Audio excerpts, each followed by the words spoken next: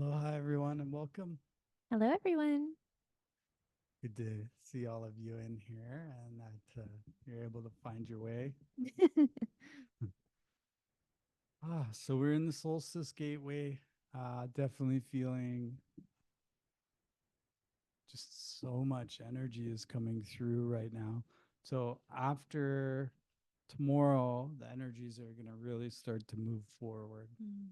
And that's something I've personally just been feeling. I know a lot of people are talking about fatigue. Mhm. The Schumann's through the roof. There's so much photonic light coming into the planet. There's a lot of divine grace. There's a lot of divine intervention that's streaming into the planet right now. And it feels like we've been in a little bit of a holding pattern, Mm. right? Mhm. For a little bit. But that energy I'm seeing is really starting to move forward. So after the solstice, it looks like there is a big shift that's coming through. I know we talked about this in the Rainbow Earth Keepers yesterday, but this is also a rebirthing window. So it's a rebirthing for humanity, for the collective consciousness, and for our soul evolution. And not just our soul evolution, for the evolution of the planet as well. In my conversation with the mamos were sharing that Mother Earth is seeing things in an entirely new way.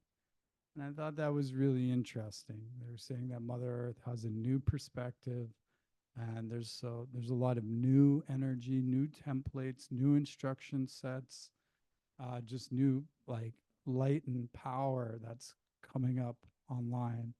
I think many of us over this year, I've definitely felt some themes around power, right? Mhm.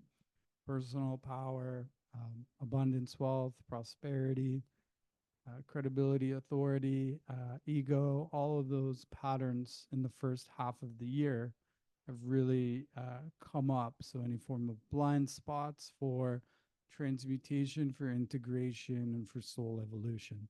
So, this actually marks the halfway point of the year, which is Yeah. pretty wild to think about already. When you were talking, I was getting this visual of us being squeezed through this like very tiny little birthing canal. And it felt like there's a very specific path that is opening up for each one of us. And that specific path almost feels a little bit constricting as we're moving through the birthing process because we can't take it all with us.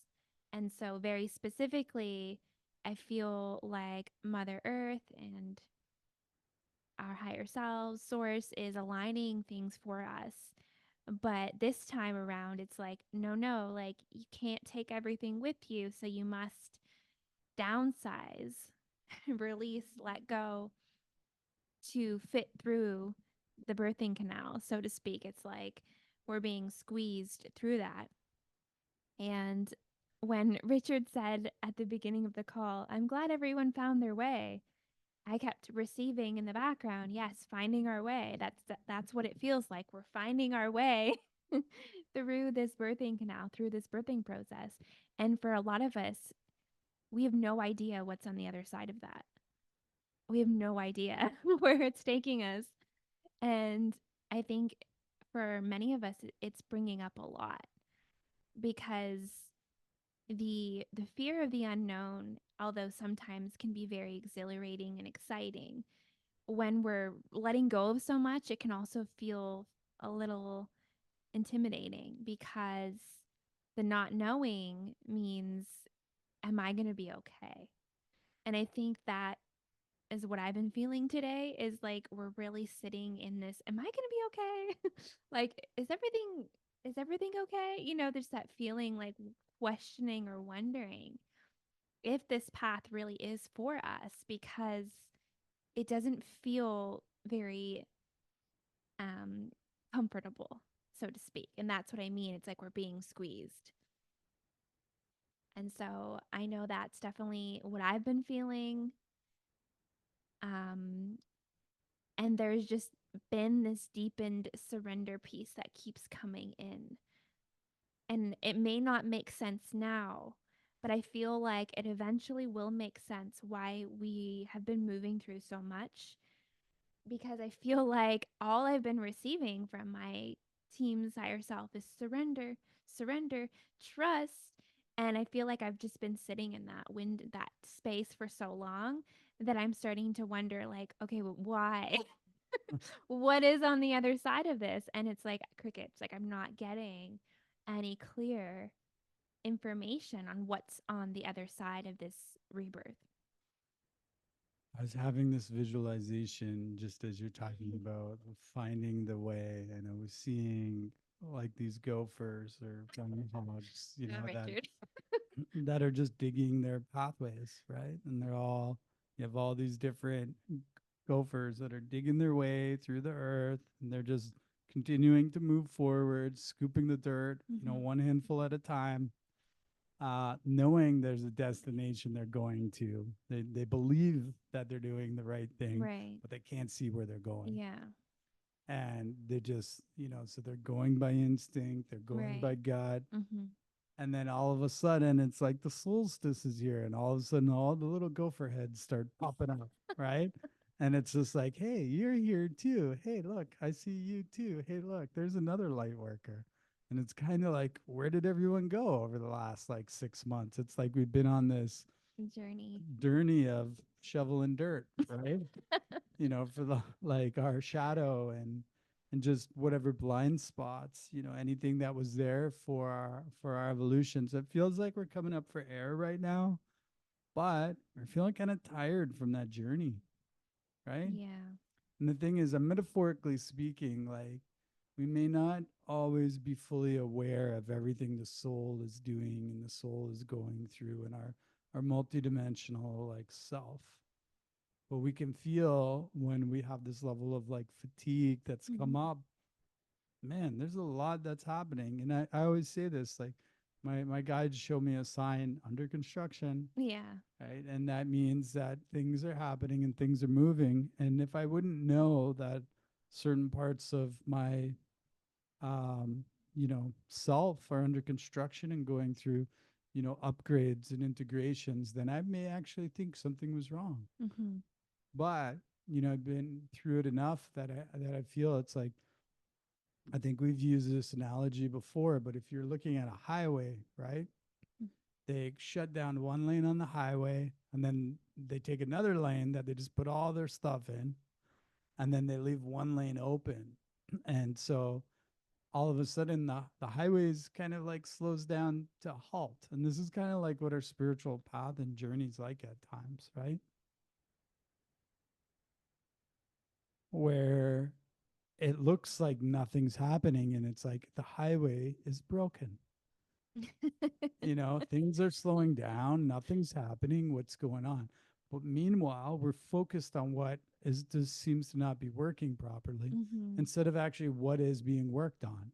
And instead of seeing the expansion, seeing the growth, seeing the other lane Yeah. being put in, seeing the expansion of the highway, the expansion and the evolution of our soul, we're focused on why is this trickling right Yeah. now?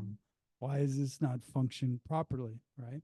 And our ego's like gripping the steering wheel, like, come on. Yeah. What the heck is going on? Beep, beep, And, but it's just part of the process. Right. Move faster. Yeah. I'd be happy the guides kept one lane open, instead of shutting all three down or shutting two, what I'm trying to say. But Oh this my is God. kind of what I feel this continual process we go through, right? That's such a good We analogy. don't get to bypass the spiritual journey. And we talked a little bit about this in the Earth Keepers last night, but you're here on a journey and an evolution of the soul.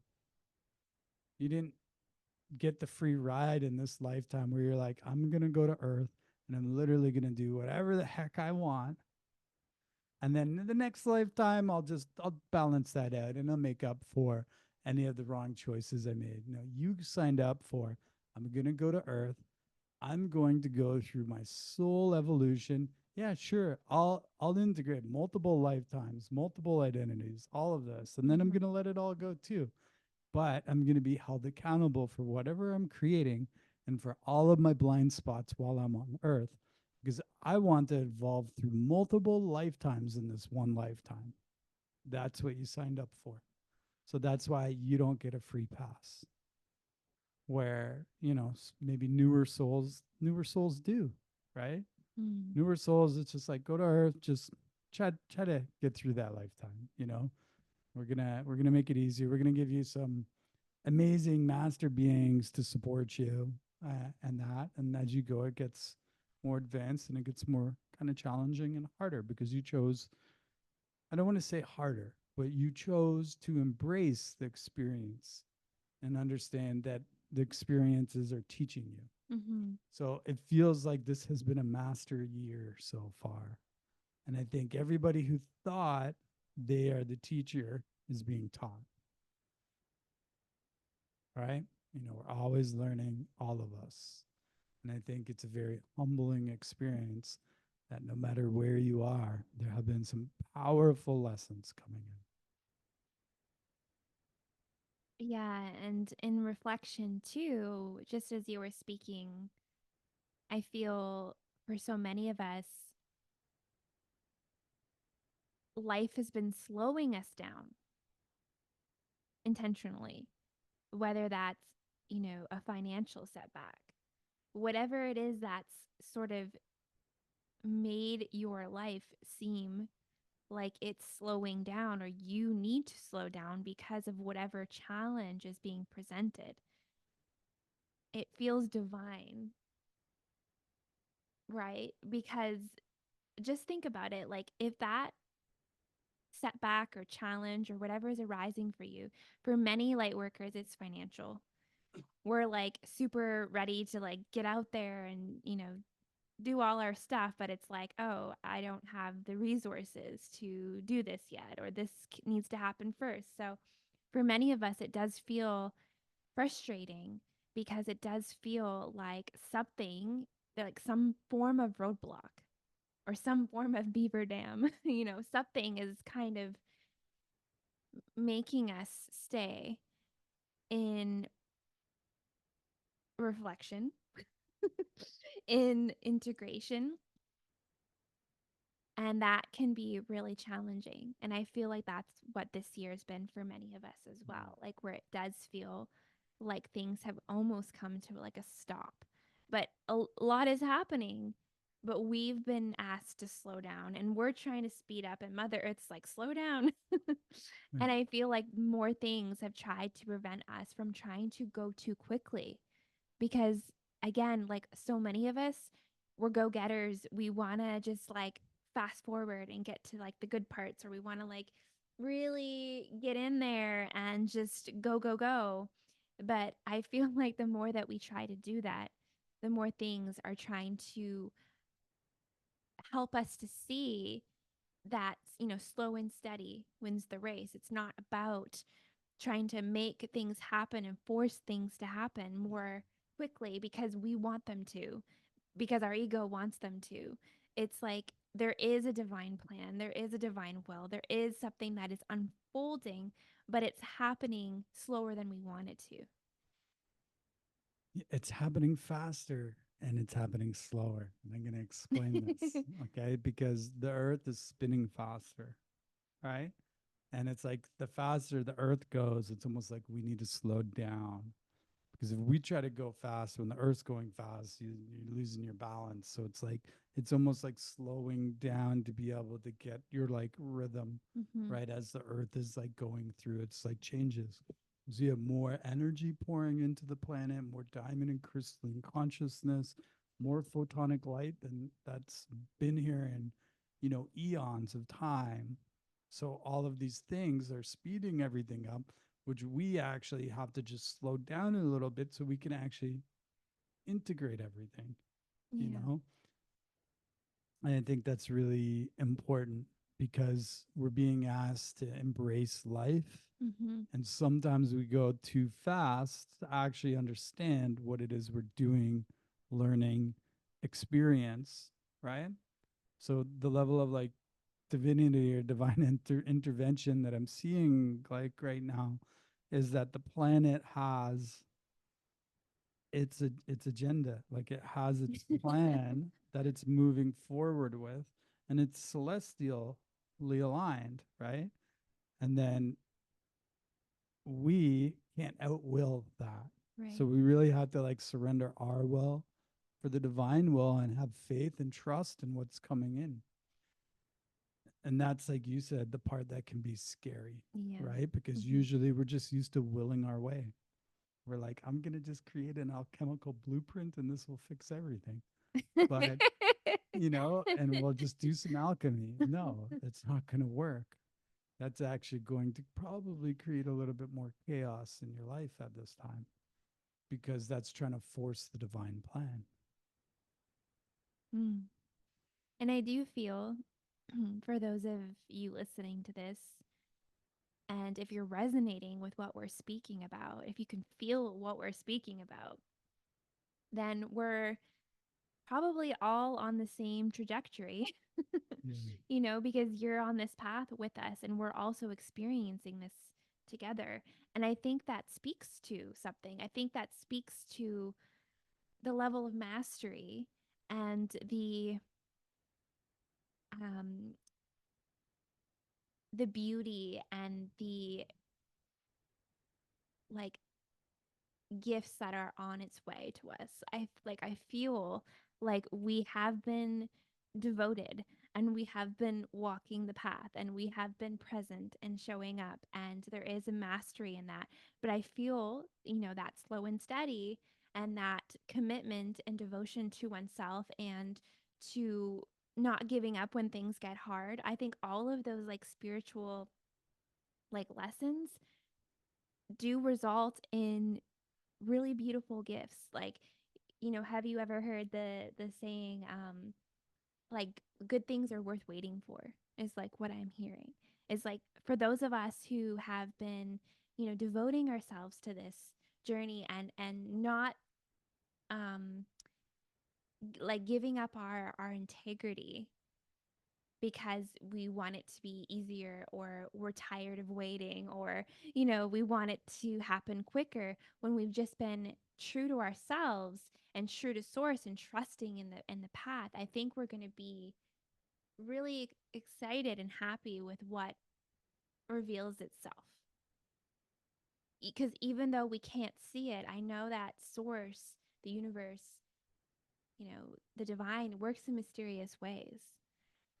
And I feel that for those of us who have been committed to this journey and have been trusting and having faith and just moving along, there is going to be some really beautiful surprises for us through this like rebirth, through the journey. And I've always felt like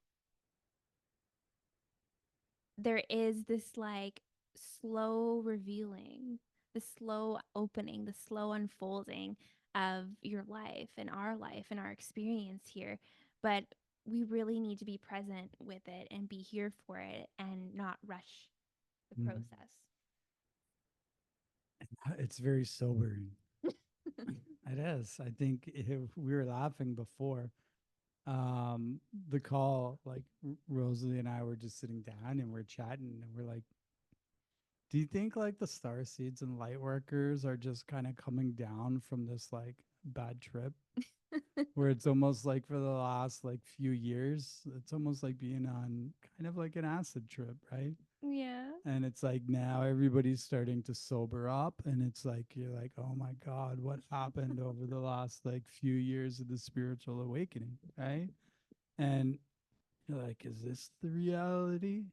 Is this reality? Like, is this what it feels like to be in my body and to be, grounded in my life and to have to look at the responsibilities I have and to be present for those and to, just really come into a level of ownership of our life, right? Yeah. And real leadership, real leadership. And we're having a good chuckle about it because there is this like sobering energy that's really Mhm. present over the last Yeah. few months. And I'm not going to say it's there for everybody because trust me, we've seen where some people are still Yeah, going through their acid trip, right? for Like sure. they're Hmm. still not in their bodies and they're, no one understands what they're talking about. We talked about this the other week. Um, And they're looping. and they're looping big time, but they are completely unaware of it either. So, yeah, I feel like we've gone through a sobering moment, where the veils are being lifted. They're not just being lifted like through the ethers, they're being lifted on how we perceive things. Okay. Mm.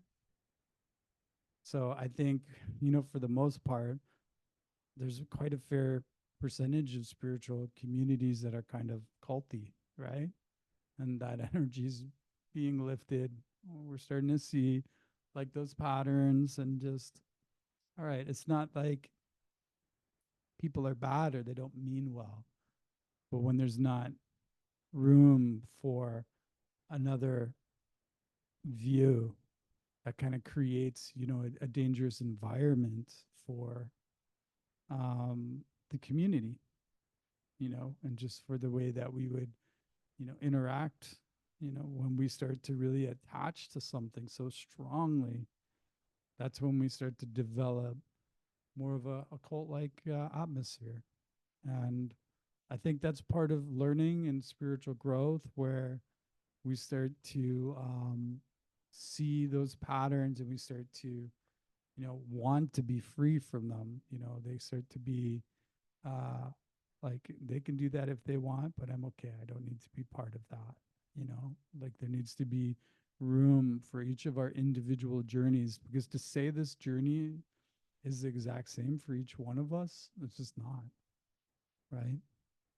Yeah, there's going to be similarities, but we're all having, a very unique experience at this time. And I think that's what makes it very beautiful as well. As you were speaking, Richard, I was getting this like flashback of like someone new to the path and just you remember that excitement? Everything was so exciting. And it's like, look at that shiny thing over there. And it's like every little shiny thing, we were like, ooh. Everything just felt so alluring and exciting and enticing. And you just get so excited to just explore, just like a child would when bring them to a new environment. And I think that's part of the natural learning process of like spiritual maturity is sometimes we do, dabble in things and, go this way, go that way. And until we actually discover who we are. And so going through a spiritual awakening is very much like being a child that is being introduced to a whole new world of Yeah. possibilities and experiences. And there's so much out there. There's this and there's that and there's this and there's that. There's so many things that we can explore and get into, you know. And I think we all experience a little bit of this and a little bit of that, and we dabble in things until we actually come to a level of, okay, wait, maybe that isn't for me. Or, oh, maybe I've outgrown that. Or maybe this isn't, the path. And I think we all just explore. And I For think sure. that's perfectly normal. I think it's perfectly okay to experience different things, different beliefs, different groups, different energies, working with different beings, working with whatever. And it's like we start to learn more about ourselves through that experience. And so I don't think there needs to be so much like judgment either on like what other people are doing because there is like that sort of energy like, oh well, look what they're doing over there and they're false light and they're this and Yeah. it's like, why can't we all just have fun and explore things without it needing to be labeled as good or bad or this is wrong or this is right? What if we just all like we're like, yeah, I remember when I was into that, or you know I remember when that was fun for me and now I'm like doing this thing. Yeah. I remember when I tried that and that took 6 months to clear up. Like it's part we're through this experiential like journey, Yeah. right?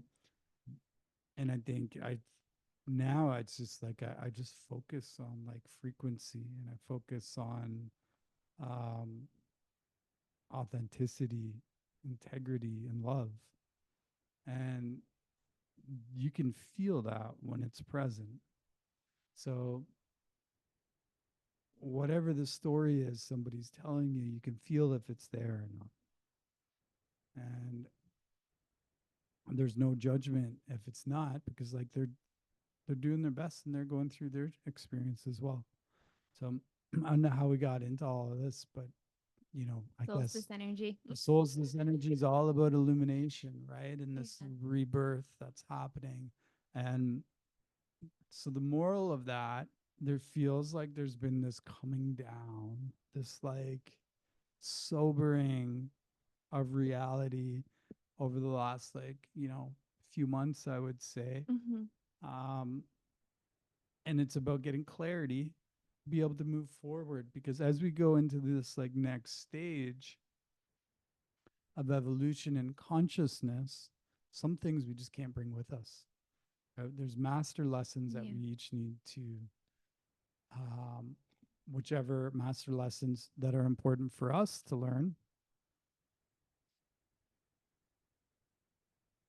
we really need to embrace those to get into the deeper like states of like consciousness and to return back to who we are, like and who we've always been, that original like purity of consciousness that we've been birthed from. Because this whole journey is just about returning more into yourself, like returning more into yourself. And I think that is what is really powerful, because who's going to tell you how to be? Like who's going to be the master of like your journey? Yeah. It's going to be you, right? So, and the more that we're able to release all the things we're not and embrace all the things we are, and to learn from all of the experiences and show up in our life in a way that is just present. And I think that's when we talked about it slowing down. It's slowing down because our spirit guides and our teams are like, all right, you guys have not been present in this area of your life. So we're going to keep highlighting it. We're going to slow things down a little bit until you can Mm-hmm. become really present, Yeah. with it. Not disassociate, not, go into some of the other patterns, but just bring a new level of awareness and experience through it, and understand like, what is this trying to teach me? What is this trying to show me? Why am I experiencing this? Like, so how can I embrace that? And how can I see this as, a teacher? Because it's all teaching. I really feel like the topic or name for this class should be we're all just trying to find our way. Because again, it just feels like, in my experience, that's what my journey has been. When I finally met Richard like 4 years ago, it felt like I reached like a critical moment in my life where I felt like everything before that was just finding my way to you. And that was a really big moment for me where I realized that the only thing that made sense was, you know, us. and and after that, then it felt like we were both on this journey of finding our way. But this time not towards a person, but towards ourselves, like towards who we truly are and releasing what we're not. And I think that is the evolution. It's the unraveling of yourself and the releasing of the layers and peeling back everything that just no longer is in resonance with you. And we've been in that purge, we've been in that shedding, we've been releasing so much.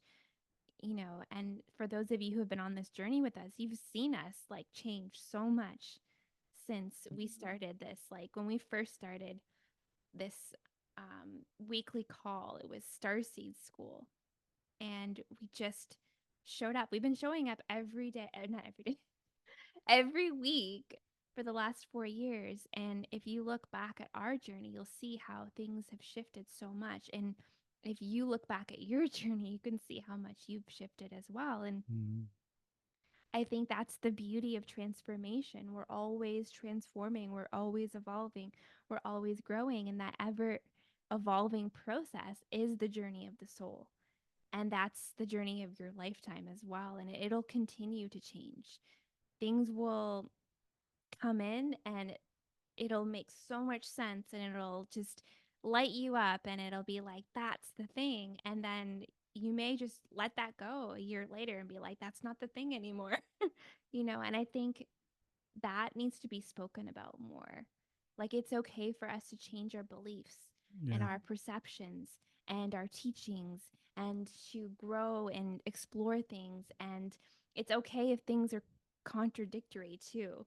Like, it's not linear. Nothing's actually linear about this. Like, you may let go of something and explore something else, and then it comes back around again. And I think that's important to look at because there is no right way or wrong way. It's about what's in resonance to you, what brings you closer to source, what brings you closer to your own heart and soul. And no one can tell you what that is. There's no rules. There's no, you must do this, this, and this. And if you do anything outside of that, it's wrong, or you're going to, fall behind, or whatever those kinds of like things are. Like, I will say, don't listen to anybody that tells you this is what you need to do or else. Because honestly, like, all of us are here because we chose our own path. We didn't follow the path that everyone else followed. And, my mom used to always say to me, you follow the beat of your own drum. She's always said that about me. No matter what was happening, I would always do what I thought was right. I always listened to that inner compass. And the more we can become clear on what that is, I think the easier it'll be for us, the less pain and suffering we will experience because we're being true to ourselves in the moment of whatever that is for you. And finding others who are in like resonance with us in the moment of when we're experiencing like that conversation or that consciousness. It's a shared experience because it's in resonance for you. And eventually it may not be. And then you just go along with on your journey and you continue doing that because I think that is just how we learn, it's how we grow, and it's how we really embody what we're here to embody and what we're here to do. And that can only be done if you really listen to yourself. Like, really listen, really feel, and develop that trust with yourself and source first, knowing yourself first before you allow anyone else to tell you what you need to do, what you should do, or what you should believe.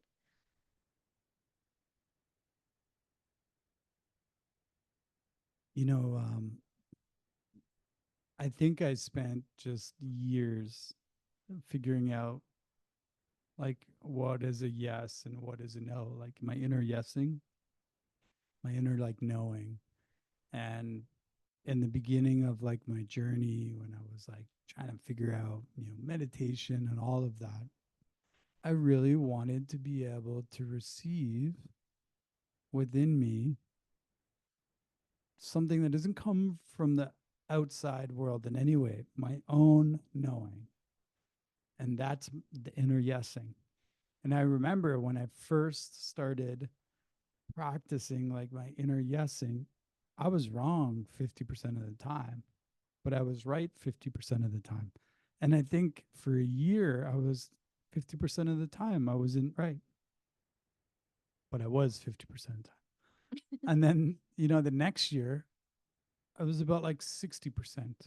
Then I went up to like 75%, like just knowing when I feel in with my intuition on which is the right choice to make, or is this a yes or no, or what's truth, what's not truth.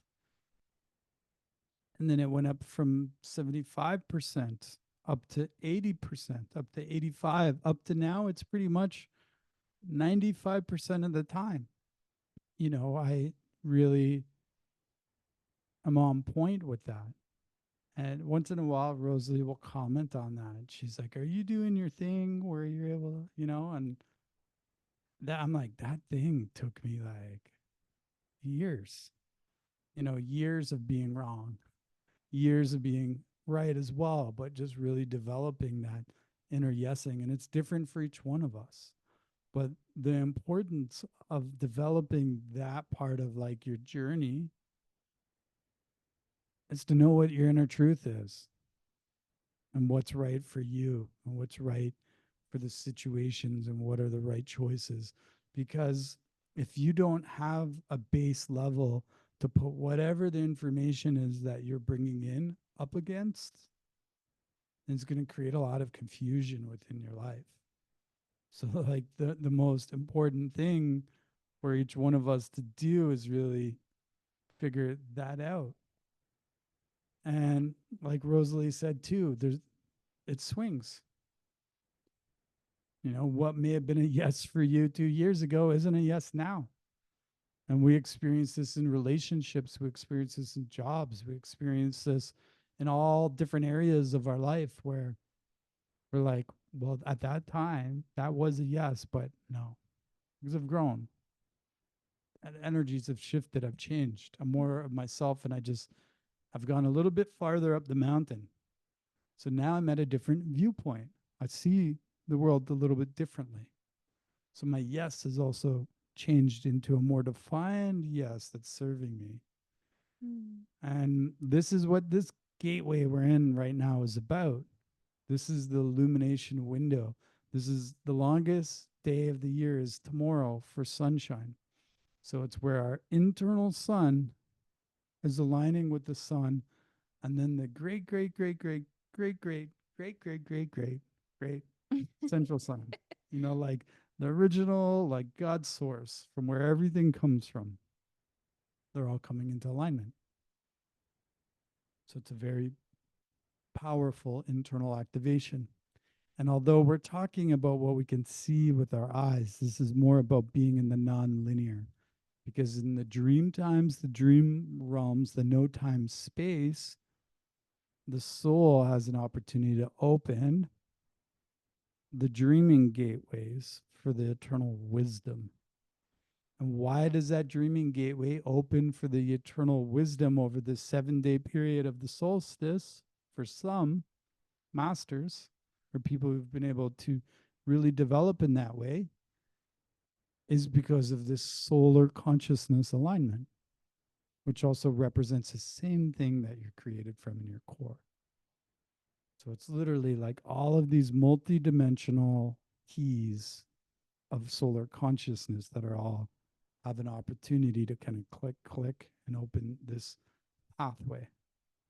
And once that pathway opens, that's when the eternal wisdom comes in.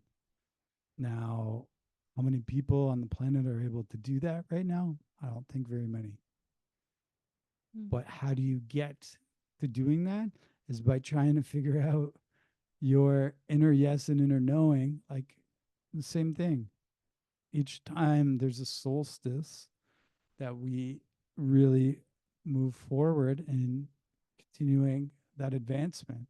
So eventually, the eternal wisdom of the soul awakens. That's why we practice our dream healing, our dream journaling, being more conscious in our dream time.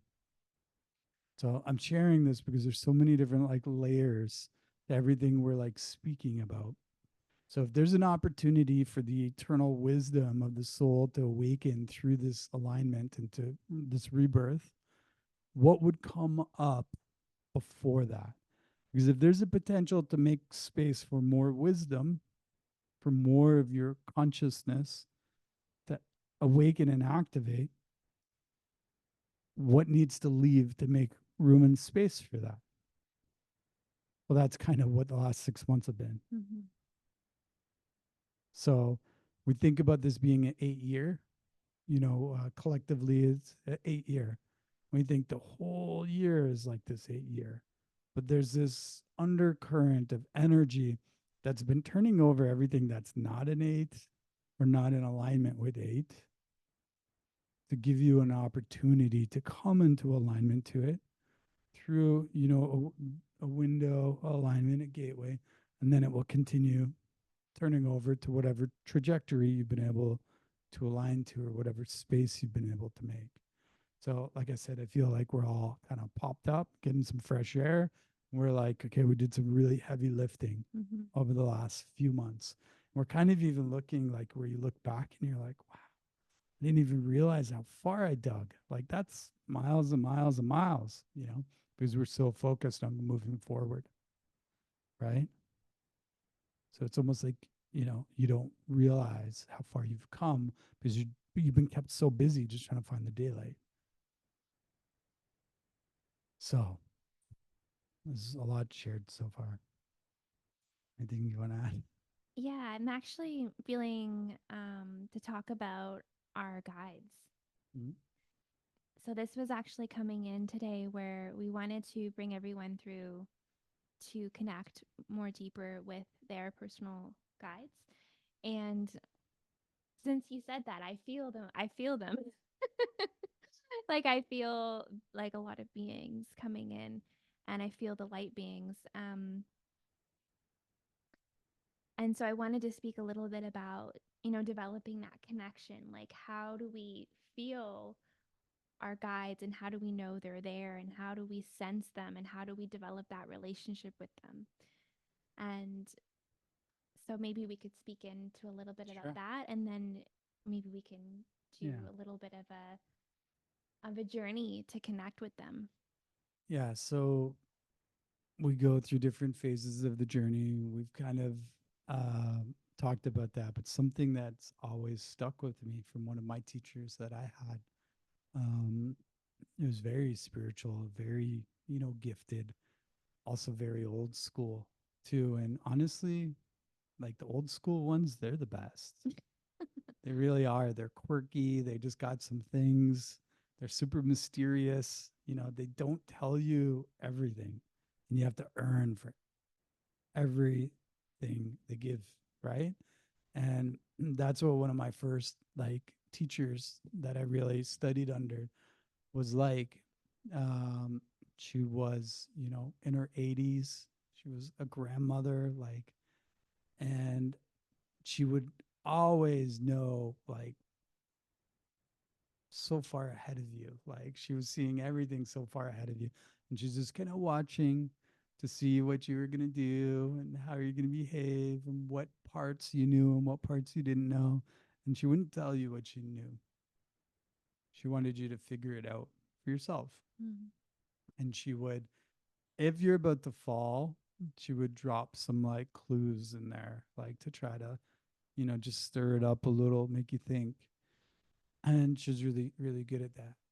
One of the things is that's always stuck with me, and I have this, and we all have this. I feel we all have this. You be your own judge because I'm not you, so I don't know what you think or see because that's for you. But in my experience that we have different rings of guides, okay? So if you think of them as a ring or a circle, so we have different circles of guides. We have our inner circle, okay? Our inner circle are the guides that are always there with you. You may not always see them, but they're always there with you. And in that inner circle, it's anywhere usually from like 7 to 12 guides in that inner circle. You may only see one guide like at a time. Sometimes you may see all, but usually there's one guide you have to kind of meet and see first. And that guide is like your main spiritual guide. That's the one that's been assigned to you to, well, that you've agreed with. They've agreed to come in and support you in this lifetime. So in old school, we would call that like a gatekeeper because they're the gatekeeper of the spiritual, your spiritual mission. Mm. So they're here to support you with that. And then the other, that inner ring, first you have to connect with that main spiritual guide, then all the other ones open up. So that one is always with you. Then you have an outer ring. And these outer ring of guides are um, different masters, different teachers, different specialists. So, certain ones that are meant to come in at certain times in your life to support you through certain things. Maybe ones that are meant to teach you certain things as well. Mm. Getting goosebumps right now. So, I guess there's one here for me that's like, yeah, okay, we've been waiting. They're So, all coming in. yeah. and and it's not limited to this, but this is a really simple, easy way to kind of like understand your spirit guide connection, that you have an inner ring and an outer ring. So get to know your inner ring, then your outer ring too. But knowing the outer ring shifts in and out, those guides change. The inner ring, most of the time, is going to stay the same unless you have an issue with something they're doing. Then they may just change the way they look, because they're like, okay, so we're in this agreement. We agreed to come in, and we knew you're going to say all that crazy stuff in this lifetime. We know what the human incarnation's like, so I won't appear this way. I'm going to be a bear now. Okay, and then like, now I look like a bear. Or just as an Yeah. example, or they're like, okay, I'll be a woman. You don't like men, I'm going to be a woman now. So Mm. they will Shape shift. shapeshift at times to help you. Yeah. So it's like, ooh, I got a new guide. And it's just like, did you? Right. So this is something to think about. So, We're so judgy, aren't we? yeah. So in that like inner ring of guides, you have a main guide. Okay. The main guide, who's kind of like your go to for everything. Then you have um, like a teacher. Okay. You're going to have a teacher guide. You're going to have a spiritual guide. So, and a spiritual guide is going to be, I usually see them more like indigenous, or more, they could be, more ancient, like maybe they're a Zen master, maybe they're, indigenous being, but more in the ancient, like original, like kind of like teachings. Then you have, uh, you know, another guide that would be a little bit like a chemist. Okay. So, and would they support you with your light bodies? They support you with your DNA activations. They support you with your like genetics and all of those kind of things, right? And these are just some. You also have one for joy, and you may see this. Sometimes you see a guide that's a child. Mm. I know you do, right? I always connect with them like the elementals. Yeah, but when you see a child, they're usually a guide that's supporting you with your joy. So if you want more joy in your life, that's the one that you would connect with and bring in. But I mean, and it'll be a little bit different for each and every one. And then you have your galactic ones and you have your divine ones, right? So you have these different beings that make up this like inner band of guides that are Mm. here to support you. Um, there's so many more too, but it's also important that you figure it out on your own, right? And I would just add to, I think depending on what sort of support you need, there's different energetic influences for you throughout your life. For example, I've experienced it where I've needed more earth based energy medicine and I've felt more connected to the like tribal energies and the earth energies and the animal totems and like the Amazonian energies of like the big cats or like the big protectors. Yeah. And there's been other times where I've needed more subtle like gentler energies, more like lighter like higher frequency energies where it feels more angelic, more like source, like higher, like non dimensional, like energies, you know? Like, I think depending on what we really need to help balance where we're at or what we're moving through will depend on like what influences come in. There was a time when we were always working with like our Andromedan guides and like the galactic guides, Mm. where it felt like we were working with a lot of like off, like interdimensional guides, and like those were the influences that were coming through for us. And so it's really interesting how, depending on where you are on your path, what sort of energy will most support you. Mhm. So you can like just take that moment to really reflect on what has really been in resonance for you. And maybe that's been really connecting deep with like the like ancestral, like tribal earth energy and like the shamanic energy. And so that may be the kinds of guides or influence that come in more consciously for you, where you feel that more right now. Yeah, and this is where like the inner ring and the outer rings, because the outer rings will change and Mm-hmm. shift in, Mm-hmm. right? It's different specialists that come in Yeah. for different things, and they're always there too, but you just may not perceive, or they may be, around a little bit more for other times. So you feel like they're your main ones, but they'll shift in and out. Then you have this other inner band that's they're always with you. So figuring out your inner band in terms of your spirit guide work, because whether you know they're there or not, they're there. And they're the ones that are turning over everything in your life.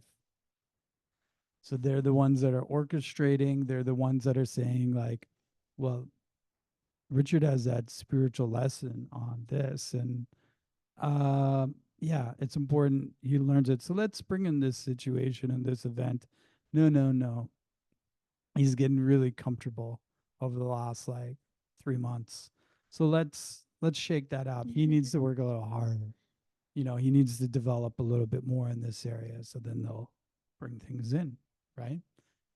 And then we will work with other guides and that to help understand and learn those things that we're Mm-hmm. going through. So you kind of have the ones that are like turning everything over in the background for you and making sure you're staying in alignment with what you're supposed to be doing. Yeah. Um, yeah. And there's no right or wrong, and each one of you are going to have a different experience, right? Like some of you are like, your teams and guides and what you've been connecting with and that. I just wanted to add to it's coming in that sometimes too we've worked with different guides in other lifetimes. So for example, people who really resonate with like ancient Egypt or like Isis or those kinds of energies, they may feel a deep resonance with like working with like Isis and like Hathor and like those kinds of influences because of their experience as a soul. That's something that's really near and dear to them. And so you'll notice that certain people have certain influences that they're accustomed to because of they've worked with them before. And so I think that's also like important to like notice in yourself, like where your interests lie, what your passion is. And I think also too, something I've noticed, and this kind of came in the other day as a download, is that a lot of spiritual people, when they're working with, let's say, like other masters and teachers or have those kinds of influences, like let's say, like Jesus or Yeshua as a guide, they start to wonder if they were that in a past life. People start to think maybe I was Isis or maybe I was Jesus or maybe I was Mother Mary. And I think what happens is because we're all one, the law of one is that we all are one in some way, shape, or form, like once we leave this body. So when we start to work with a guide, it's almost like there's this level of like oneness that feels like there's no separation at times between you and that guide, especially if you're working really close to them. So you may start to wonder, like, oh, maybe that's me. Like I think a lot of people are like, maybe I was Isis or maybe I was Jesus because there's such a deep level of oneness in their field that they don't look at you as if you're less than. They don't look down upon you like you're just like a lowly human. And so I think there's like sometimes we can think because of the way that they come in and they work with us, because there feels like there's no separation, we start to identify or attach as if maybe they're us. Mm. And so that came in as a download that actually it's like they are us because we're all one, right? We all come from the one source. So I think that level of oneness can sometimes confuse us with thinking that they're us or we're them. It's also a very dangerous part of the spiritual journey, right? Where we start to really attach to like the personalities and the archetypes, and so it's just always being mindful. If you're like, yeah, I was Jesus or I was Yeshua, then and that feels really good, then you should say like, ooh, that feels too good. I need to let that go. Like there's some kind of desire or want or like, energy or attachment to that. So how does that feel if Mm-hmm. I let that go? You Yeah, know? it's usually like the ego that's thinking or attaching to that. So it's important to recognize that you are infinite, you are a source, you are a divine expression, but you are not one thing. And that, when we're working with our beautiful guides, it's always from this space of like oneness, and there isn't a level of like superiority either. Like it's not like they think they're above us, like because they're supporting us, because it's just not like that. So I'm just gonna break this down like quickly. You have an inner ring of guides. In that, those are the ones that are here to support you in your earthly like incarnation. So you have your main guide. Some people call that a gatekeeper guide. You have a spiritual guide. That's like a form of spiritual teacher for you that's going to help you with spiritual lessons, maybe, ancient indigenous practices Mm. or, like I said, Zen master. Or if you were like a religious person, maybe that's what you have.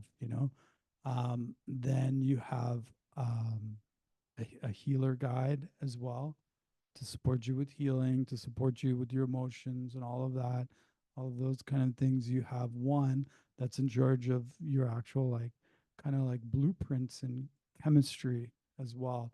So, whatever you want to call that, there's one of those. Then you have master teachers. Okay.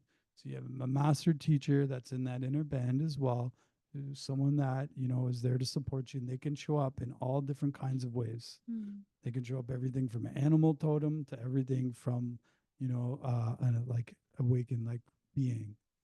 Then you have one that is also to support you with really like coming into your like passion and excitement about life and to help you with that. And then you have a few other in there. Okay. That's the inner band. Then you have outer band.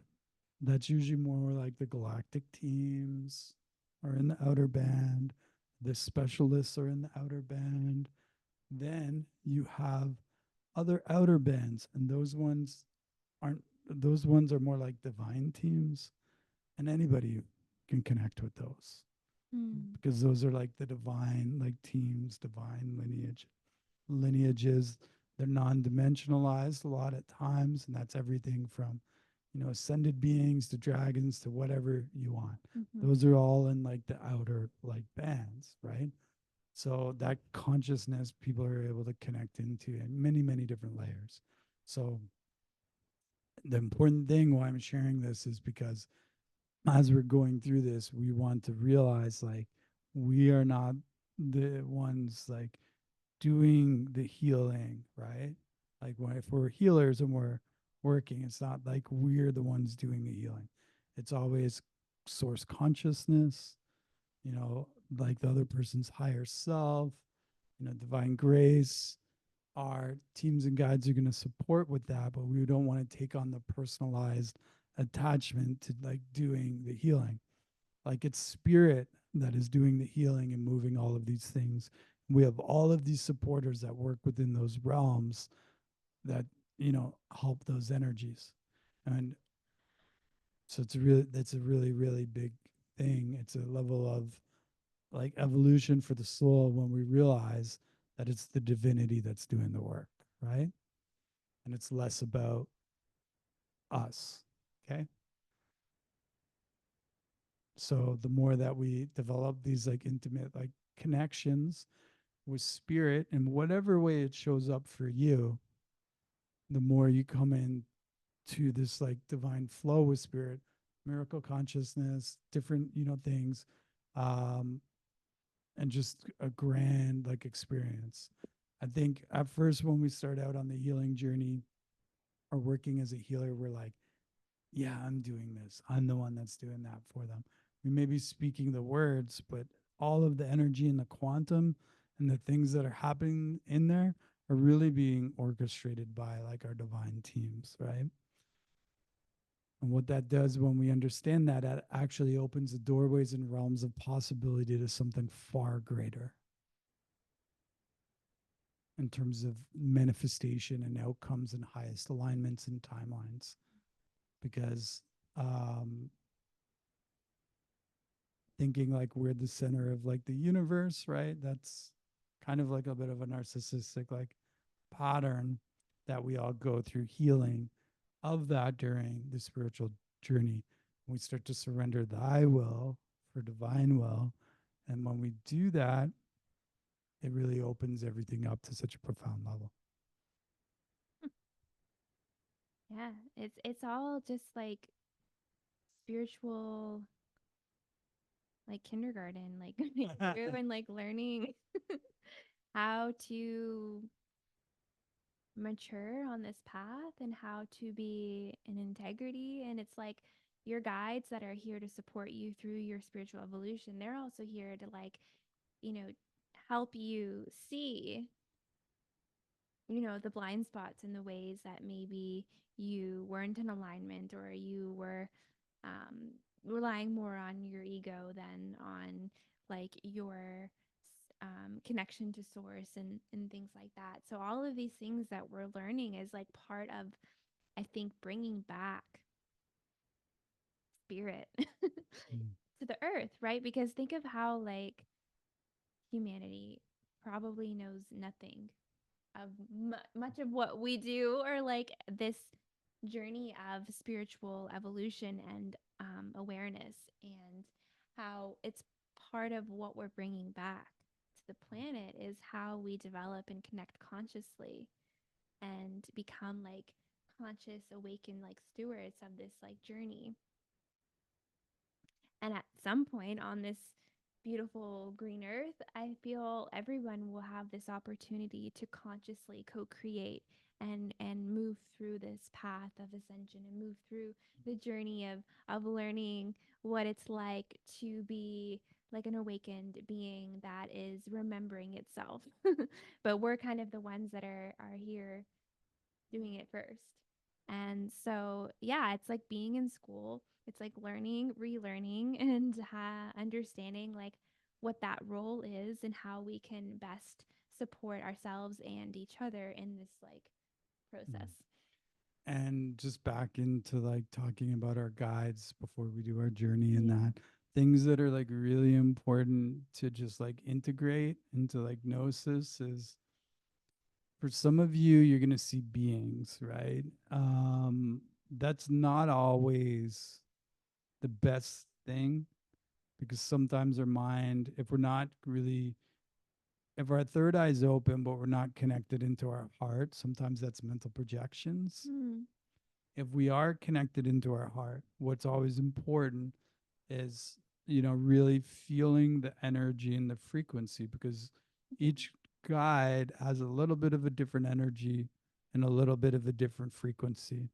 They may appear in different colors to you too.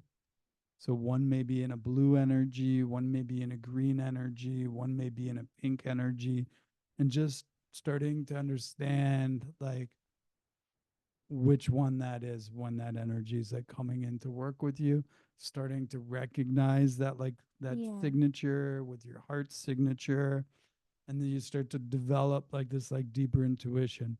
Some of you already know this, but just I'm going through it in case this is something a little like newer to you. So I know when certain like colors and frequencies come in, it represents this, Yeah. or it represents one of the beings in my inner band. Also, like, I've played a role of being a divine channel where I can connect with almost anything if I want to. Mm-hmm. That didn't happen for me right away. That happened for me as I developed my connection with my inner ring of guides. And when I went through that entire inner ring, then that opened for me. So it's like a level of kind of like spiritual, evolution. Because once I went through that, they're like, okay, you got that. Bring in the galactics, bring in this, bring in the divine, like bring in these other like beings, because I had set up a proper like foundation, for myself to operate within the spiritual like realms and planes, so I can move multidimensionally without having all this crazy stuff happen to me, right? So if we don't go through the proper channels, that's when you see people getting possessed and stuff, right? Like when they're doing channeling because they haven't established the right connections. So Mm-hmm. instead, they connect with something that's saying they're a guide, Yeah. but it's not, like, so. Appearances can be deceiving, but energy doesn't lie. Mm. So if you developed your clairsentience, your feeling, then you can trust what you're feeling more than you can trust like what you're seeing, right? Mhm. If that makes sense. And I think that's why a lot of us develop the clairsentience first, because we learn to feel our way kind of blind, because then we develop a deeper trust in our sensing and feeling and our knowing, and that is a stronger like sense um to help us really gain like a deeper trust and level of understanding of what we're connecting with, right? So it's like just when you're talking to someone, you can feel and sense sometimes the energy behind the words before you, like, they may be saying all the right things, but the energy behind the words is actually what is speaking to you. And so it's the same thing when you're connecting with your guides. It's like you can feel and sense the love. It's always love. For me, it's always love. It's always like a really beautiful energy that I can trust. And that is how I feel they reach us, more so than trying to um show off. Like, I don't feel like spiritual evolved beings necessarily need to present themselves in a way that's like, oh cool, look at me, like I'm a dragon, or I'm a, I've got like all of these like fancy things. Like, I think that is not, they're not really like that. I've never really experienced meeting a guide that way. It's always been like really beautiful, and they're always like showing me like colors and they're like showing me like through like my heart, like how I feel like a lot of peace in my body. So those are, I feel, your like your family, like how your family, they don't want to scare you, they don't want to intimidate you, they don't want to like startle you. So they're, it's always going to be very loving and gentle, and like slow build to, revealing themselves, if that's part of, your path, to be able to see them. But that's not always the thing we need to Yeah. like do right away. So if you're not seeing anything, connect deeper into your feeling, connect deeper into your knowing, connect deeper into your heart. And that is always going to reveal to you more than you actually realize. Yeah, I actually think it's more important to see or to feel, when we're like developing like our intuition, because if we're not feeling and we're seeing things, that can shapeshift and change. And what happens is we start to rely on our sight and not our feeling. Yeah. And if it doesn't feel right, like, and it doesn't feel good in the heart, and just noticing the difference in the energies and the frequencies, then that's where a lot of people end up in trouble, like in the Being spiritual deceived. Yeah. communities, because they see things, so they just take everything as face value for what it is, and their heart can be closed, right? They Their can be heart's closed, manipulated. and yeah, they can just be manipulated. But if your heart's open, you're in your heart, like some of these things just don't penetrate. Yeah. And you can tell because it's just so 80% of the people who come to me for like healing sessions, like the first time they come in and they got into all kinds of stuff and trouble. They're usually their heart is closed and their sight is on. And they're trying to tell me all Mm. these things that are true and all this and that. And they're not seeing Yeah. things for what it Mm-hmm. actually like is, and it's borderline psychosis, Yeah. right? And they've kind of spun this like web of illusion that they Mm-hmm. believe to be true, Yeah. right? So to prevent that feeling is definitely the most important thing to develop, Mm-hmm. because then that is, like we said, developing that inner knowing and that yesing. Because then if there's something's going on in the site, it's always got to go up to the inner knowing, and then you're like, oh, well, maybe that isn't true. Maybe that's not showing me the exact way it is, because this feels different than what I'm being shown. And so we have to develop that. It's the most important step. But I feel like we've shared enough. Yeah. So did you want to take a break, or do you want to get right into it? Yeah. Let's take a few minute break.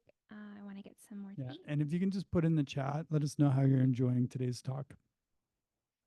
We'll see you all soon.